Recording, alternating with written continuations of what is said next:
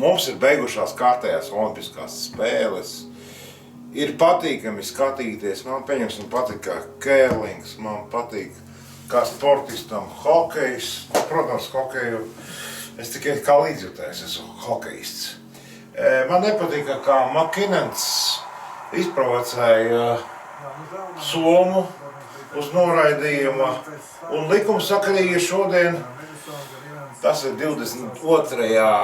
februārī, uzvarēja Amerika, Kanāda. Es visu laiku biju pa Kanādu, bet šoreiz es biju par Ameriku, tāpēc, ka man nepatīk kā tiesneši mazliet nostrādā. Kanādieši jau arī nav vainīgi, viņi spēlētāji ir, neviens jau nav vainīgs. Mūsēji ir 10 super, un tagad ir tā Darvas pilieni. Es nepārmetu. Darba piliens ir tagad, kad ir noslēgums daislidošanu.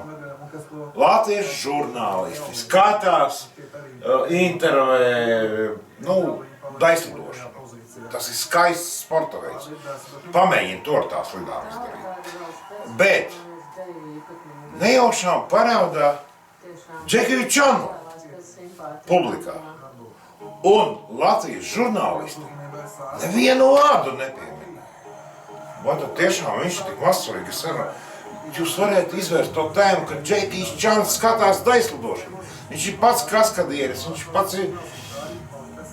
Viņam tāpēc viņam arī patīk tā daislidošana, ka tur ir ekstrēms sporta veids.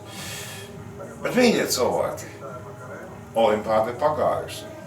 Medaļas ir un būs. Mūsu bota, mūsu ātras lidotājs, mums ir medaļas.